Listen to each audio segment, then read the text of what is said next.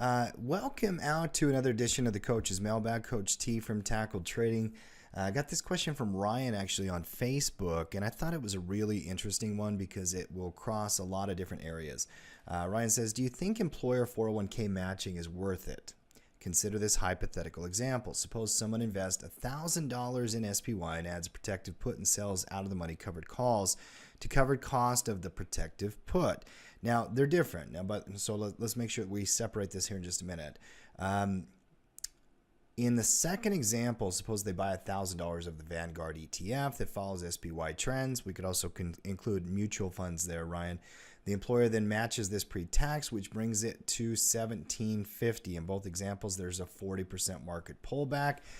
The employer matching fund is now worth $900. However, I would assume the ETF is now worth more than what was put in after the one-year protective put is sold due to volatility increase. Assuming the trader follows what was learned in options 1 from Tyler, which option is better in your opinion?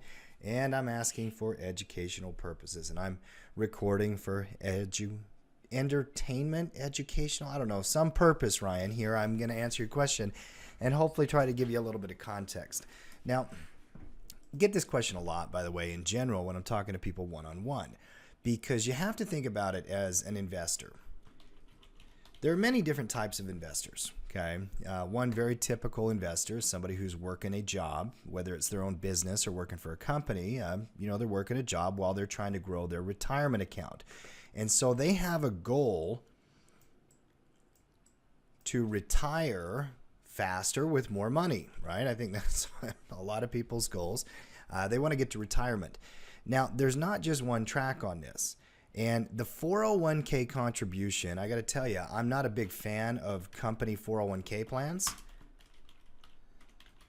But can it be a part of the investor's plan to get to retirement? Yes, it can. Taking the question in and of itself, and I don't actually know if your numbers are accurate for everybody, but let's assume some things here. You put $1,000 into your retirement account. You either get it in your own account and can run the funds, whether it's through a covered call, protective put, other strategies, whatever it is. Or you can get a matching and have restrictions. Now, in this plan, the 401k contribution comes in, let's say we put the $1,000 directly into the 401k, and then we get plus a percentage from the employer, right? Whatever that percentage is, everybody splits a little bit different. Could be this, that, or the other, depending on your situation. If that comes also with restrictions and fees and a lack of, interest or participation from the investor, that's a problem, okay? It doesn't really matter what the actual strategy is, If you're not paying attention to what it is you're investing in, you don't know everything about what you're supposed to do, or at least a good understanding of how to deal with the 401k, then I would come up with a different plan. You also then have a different condition you can do. You can invest on your own. You could deposit that $1,000 into your own investment account. Now, to compare apples to apples, let's kind of think of it more like a retirement account. So some version of an IRA or whatever it may be. Now, what do you gain that you would be giving up in the other situation? Well, you gain control. Okay? You gain decision making, which some people are afraid of. They're terrified of having to make decisions for themselves. But come on, grow up. Why are you afraid of making a mistake? That's a lack of understanding of the fact that we all make mistakes. Even your financial advisors don't really know what the hell they're talking about. They're making mistakes all the time too. You might as well do this on your own. You can control your own money. So if you put that $1,000 into your own investment account, you get control, you get decision making, you have better strategies.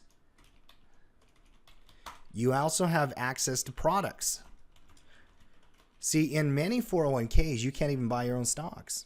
You mentioned ETFs, Ryan. In many 401ks, you can't play an ETF. You are forced to play whatever the 401k version of their, retirement plan is. And by the way, if you're out there thinking, well, I don't have a 401k, I'm also including anything like a 457, a 403b, an international retirement account. If you're, In Mexico, and a 4. If you're in Canada, TSP, I think they call them up there, RRSP, I believe. Anything where you put money in and you have restrictions on what you can do. So you have the left side and you have the right side. Now, controlling your own money, in my opinion, if you know what you're doing, is the best plan. You see, whatever benefit you get from getting the employer match, you probably can do a lot better than that just doing your own stuff. Number one is usually you're kind of forced to play mutual funds and certain products that have higher fees. Now, even if you're not, you may not be able to trade options or use strategies to protect the risk. What Ryan, I think you're talking about is if the market drops, if I'm in the employer matching funds, I just lose money, And if on the right side, if the market drops and I have my own funds, I can protect the money and actually keep the money. So with everything that we're looking at here, the reality is for most people, you are going to have some version of your company's 401k plan. And what I would also then just simply recommend is that you add some version of your own plan. Now, how do I know how much to put into one or the other? Well, it just depends on your situation. Whatever the match is, don't put a penny more. Even if you do put money into the 401k, don't over contribute. Any money that you would over contribute, stick it into your own retirement account. That to me is a common sense approach. Let's say that your employer will match your $1,000 at a certain percentage. Well, don't put in 2,000, don't put in 4,000, don't have them put in 12% when they're only matching 3%. Any funds outside of matching funds probably should go into your own retirement account. Now, by the way, reading a book like 401 Chaos from the great Andy Tanner, or studying how these 401k plans work, there's a bunch of content on Tackle Trading about that as well. I think what you're going to find out is that money they match is not even your money. Not yet. I mean, if you think it's yours right away, go try to take it out. It's not yours yet. So the idea of the matching money is very enticing, and I get that a lot of people are going to go after it. I'm not going to completely fault you for that if that's what you want to do, but realize if all you do is use a company-driven plan, 401k, 403b, or in a 4, or anything that has restrictions, fees, a lack of participation from you, that's not the best plan to get you to retirement, because what happens is along the way, if you have more controlled decision-making, better strategies, and access to the right products, this $1,000 is much more likely to grow and actually get you to a substantial amount that makes a difference in your retirement. Ryan, hopefully that helps answer some of your questions.